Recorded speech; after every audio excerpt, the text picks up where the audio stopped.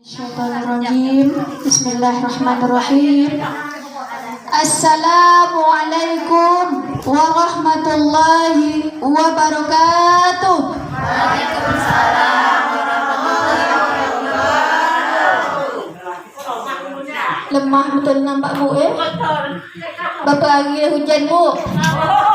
Tak kering barang. Okey, sekali lagi bu ya.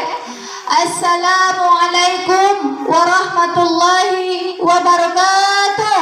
Waalaikumsalam warahmatullahi wabarakatuh. Takbir. Saya maklumi bu sebab pakai masker ya bu. Tak semangat. Okay. Alhamdulillahirabbil alamin wassalatu wassalamu ala asyrafil anbiya'i wal mursalin wa ala alihi rasulillahi ajma'in. Rabbi shrah li sadri wa yassir li amri wahlul 'uqdatam min lisani yafqahu qawli. Alhamdulillah, segala puji bagi Allah Ibu ya. Kalau kita hitung-hitung ya, tak bisa kita hitung dengan jari nikmat kita Ibu ya, nikmat yang Allah berikan. Ibu-ibu hari ini ada yang mengeluh nggak? Ngapa hujan Pak hari itu tak berhenti hujan terus? Ada Bu? Aduh, tak ada namanya tak ada. Ya Allah, mintalah berhenti hujannya ya Allah. Kita tengok statusnya bersep lah. 4 hari aku tak turun tanah ya Allah. Ada yang apa tu? Anak aku tak sekolah ya Allah. Nikmati aja ya. Nikmati saja. Mungkin gara-gara hujan nanti kan bisa kita tak sekolah dapat istirahat di rumah ya Bu. Begitu juga ya. Sebenarnya Bu-ibu ya Allah ya. Hujan yang Allah berikan itu sebenarnya banyak nikmat yang Allah berikan melalui hujan. Ibu-ibu sebenarnya bisa berdoa ketika hujan tu turun. Mintalah berdoalah sebanyak-banyak ya. Jadi makbul doa kita salah satunya ketika hujan tu turun, maka hendaklah kita banyak-banyak berdoa. Maka ketika hujan turun maka kita berdoalah salah satunya Allahumma sayyiban nafi'an. Ya Allah, semoga hujan yang kau turun ini hujan yang kau beri banyak nikmat dan rahmat ya. Jadi seperti itu. Banyak-banyaklah kita, mungkin ada yang doa-doa yang mungkin belum terkabul, maka banyak juga kita berdoa pada saat hujan tersebut ya. Maka hendaklah ucap dengan alhamdulillahirabbil alamin. Selawat serta salam bagi junjungan alam Nabi besar Muhammad sallallahu alaihi wasallam. Doa dan ucapan ya. Allahumma shalli ala sayyidina Muhammad wa ala ali sayyidina Muhammad. Semoga kita nanti ya ibu-ibu ya rajin bersalawat, insyaallah ya Nabi Muhammad akan mengenal umatnya di akhir zaman, di yaumul akhir nanti ya Allah ya. Amin ya rabbal alamin. Ibu yang dirahmati Allah ya. Mohon maaf minta waktunya ke depan sedikit ya. Sebenarnya sambil apa yang tadi ya, yang telah disampaikan tadi ya, kemarin tuh ya, minta ketika nanti walaupun saya hadir atau tidak hadir nanti tetap membawa masker ya Bu ya. Kita tetap mematuhi protokol kesehatan yang telah diatur oleh pemerintah. Karena Menteri Agama juga sudah mengimbau kita ya, mungkin dah lama Ibu bukan berarti kita dah suntik vaksin. Misalnya tak perlulah pakai masker. Memang kita banyak-banyak juga berdoa. Tak mengganggu kita juga kok kalau misalnya kita harus bawa masker ya. Bawa aja itu Bu. Insyaallah. Mudah-mudahan tidak ada apa-apanya ya. Baiklah ya. Saya sedikit mengisi waktu beberapa menit ke hadapan kita ya tentang introspeksi diri atau muhasabah diri. Introspeksi diri atau muhasabah diri. Kita dulu ada yang umur ya, kalau anak gadis ya lah ya, boleh sampai 20 tahun ya Bu. Ada mak-maknya yang dah sampai 40? Ada ibu umur berapa Bu? Luar biasa 45. Masih semangat lagi Bu sekarang? Masih semangat. Alhamdulillah. Ada rasa sakit lah Bu, misalnya sakit emah, sakit lutut, atau sering sakit kepala. Sakit lutut tadi 2 hari ini. Tapi alhamdulillah ya, nampak seperti yang kita lihat, nampak sehat ya Bu ya. Alhamdulillah ya. Ibu Bu? Alhamdulillah. Dalam minggu ini ada sakit-sakit apa? Alhamdulillah. Sehat ya Bu? Berapa umur Ibu? 50, luar biasa ya. Jadi yang lain tuh mungkin nak mencapai 40 Ibu, ada yang 30 lebih, 20 lebih, atau 30 lebih. Jadi sebenarnya materi ini dah sampai di kelompok sebelah ya. Tapi tak apalah, ini sebagai sambungannya ya. Jadi Islam juga ada tip-tip agar kita bisa menghadapi usia-usia yang akan 40 Ibu, 30. Sekarang kan umur kita dah 30 ya. Saya Bu, saya ya 30 lebih. Jadi ada tip-tip untuk agar kita bisa mempersiapkan umur 40. Jadi kalau dah umur 40 nih Bu ya, kepala kita dah mulai sering sakit ya Bu. Perut kita dah timbul lemah ya Bu. Sering masuk angin. Kalau dulu mungkinnya masih kuat pergi menodos ikut suami, sekarang dah tak telap lagi ya Bu. Ya, kalau dulu makan pedas-pedas tahan, sekarang tak tahan lagi ya Bu. Ya. Jadi banyak ya, tenaga juga dah banyak berkurang ya. Usia juga berkurang Bu. Bertambah. Dulu 40, sekarang 50 ya.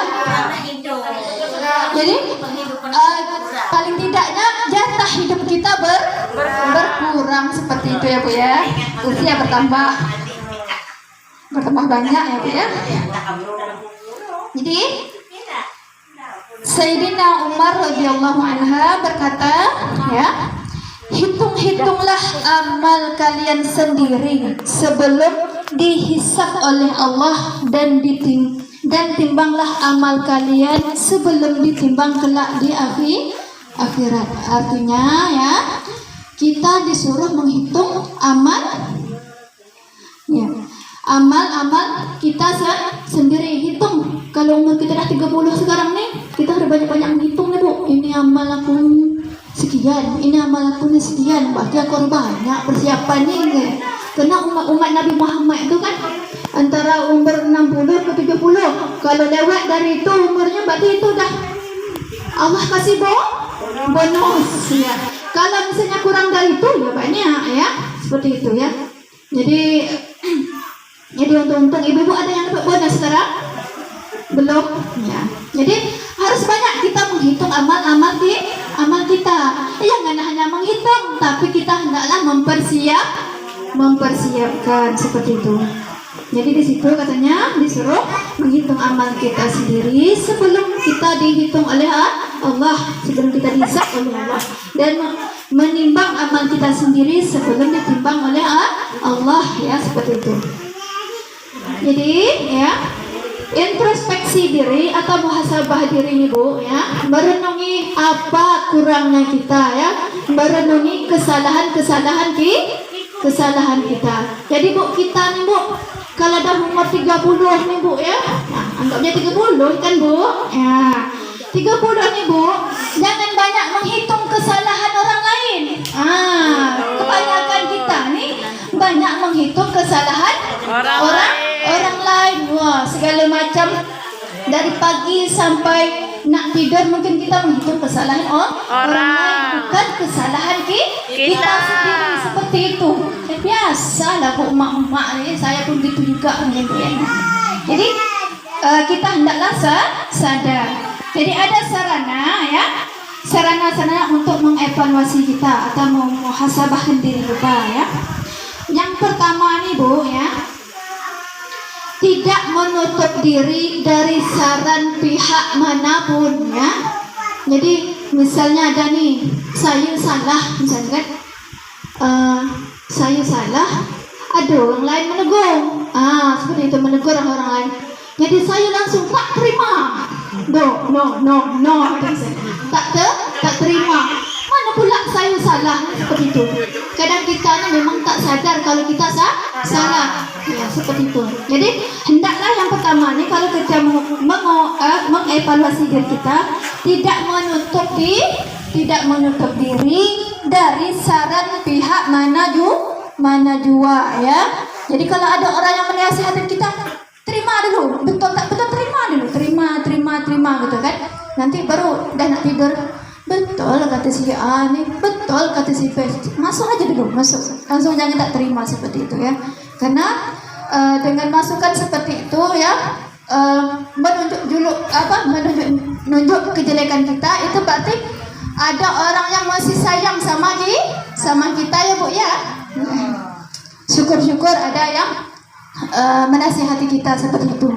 Misalnya suami dengan istri seperti itu ya Bu ya. Jadi kita nih kalau misalnya ditegur suami, saya pun gitu juga Ibu ya. Kalau langsung tegur suami, itu belum bisa menerima langsung tuh Bu. Belum bisa menerima, kagak kau menerima seperti itu ya. Nanti gitu. Jadi belum bisa menerima saat itu bawa muka mentol 10 watt ya Bu. Kalau ditegur yang pertama tuh mentol 10 watt dulu. Tambah apa? Tambah terang, tambah apa? Seperti itu ya. Jadi yang pertama memang intinya ya, ketika kita hendak mengevaluasi diri, kita jangan menutup diri dari saran pihak manapun ya. Itu yang pertama. Sama juga dengan kalau bisa, misalnya kita bertanya sama orang lain, apa salah kita, apa kurang kita. Misalnya selama berkawan ni ada nak kurang, misalnya seperti itu. Apa memandangnya salah. Kadang kalau kita kawan baik ya Bu, itu nak menunjukkan salah kawan kita itu terasa berat ya Bu. Enggak, betulnya gitu kan. Seperti itu. Kadang siapapun lah kita nak mengungkapkan kesalahan kawan kita atau saudara kita, terasa nanti takut tersinggung kawan. Sebetulnya tidak. Ketika kita menunjukkan salahnya ya, atau menasihatinya, itulah sahabat seperti itulah akan berada kita bersama-sama di surga. Jadi kita sebagai sahabat jangan menutup salah sahabat kita sendiri atau menyuruh ya. Tapi jangan pula kesalahan kawan kita pamer ke orang lain seperti itu. Jadi kalau kita pamer orang lain itu nantinya membuka aib ya, seperti itu. Jadi yang pertama, tidak menutup diri dari saran pihak manapun ya. Yang kedua ya, bersahabat dengan rekan yang soleh atau solihah ya, seperti itu. Jadi umur kita rendah dekat 40. Janganlah banyak-banyak berkawan dengan orang tak tentu arah lagi. Janganlah banyak berkawan dengan orang-orang yang mengumbar-ngumbar. Mengumbar apa yang diumbar ya? Mengumbar pandangan, mengumbar aurat, mengumbar aib orang ya. Jadi banyaklah hal-hal kita itu untuk bersahabat dengan orang-orang yang soleh, yang betul-betul, yang memang tidak, misalnya ketika kita bersahabat dengan si A, memang si A itu betul-betul orang-orang yang soleh seperti itu ya. Mungkin ibu-ibu dah paham bukannya soleh seperti apa ya. InsyaAllah ya. Jadi banyak bermanfaat bagi orang lain seperti itu ya. Jadi kita dianjurkan untuk bersahabat dengan rekan yang soleh agar kita banyak kena beri masukan seperti itu ya Bu ya. Jadi bukan hanya kita yang memberi masukan, tapi kita yang menerima masukan seperti itu. Yang seterusnya ya, sarana untuk mengevaluasi diri kita. Yang ketiga, menyendirilah untuk melakukan muhasabah menyendiri Bu, di sudut dapur ya Bu, Instagram bicara, sudut kamar, sudut sajadah, sudut TV ya Bu. Nah, InsyaAllah ya. Kalau ibu-ibu di sudut bantal, kalau dia menyendiri sudut bantal, meleleh air matanya Bu. Tak apa deh Bu. Kalau kita bersedih, ketika kita bersedih itu kita sedang curhat pada diri kita. Yang dekat dengan diri kita itu tak ada lain Bu. Allah Subhanahu Wa Taala. Biarlah air matanya mengalir. Kalau ada orang berbuat dengan kita, meleleh air mata kita curhat pada Allah sebetulnya ya. Tak apa-apa, karena ketika kita curhat sama Allah, ketika kita sedih mengeluarkan air mata ya, maka itulah namanya muhasabah ya. Karena kegunaan muhasabah ya, yang pertama ya, terangkatnya musibah. Nah, jadi kalau kita tak muhasabah tadi Bu, jadi faedah kegunaannya terangkatnya musibah dan diringankannya hisab di di akhirat. Jadi kita maka disuruh banyak-banyak kita di atas dunia ini untuk bermuhasabah agar di akhirat nanti kita diangkat oleh Allah ya hisabnya. Jadi tak jadi dihisab oleh Allah karena kita dah banyak bermuhasabah di atas dunia ya.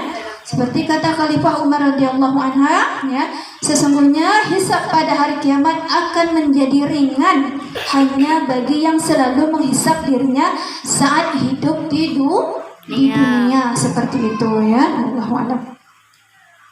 Jadi yang kedua, kegunaan muhasabah tadi ya, melapangkan hati terhadap kebaikan dan mengutamakan akhirat daripada dunia. Jadi kalau kita dah muhasabah nih Bu, inilah kekuatan wanita nih Bu.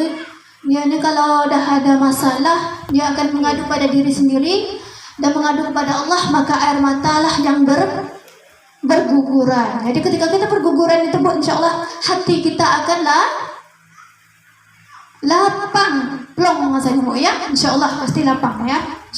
InsyaAllah melapangkan hati terhadap kebaikan dan mengutamakan akhirat daripada dunia, InsyaAllah ya. Jadi yang seterusnya, kegunaan muhasabah ya, menjalin hubungan yang harmonis dengan sesama manusia ya. Jadi mungkin tadi timbul konflik ketika kita muhasabah, InsyaAllah ya. Hubungan yang tidak harmonis tadi insyaallah tidak berkelanjutan ya.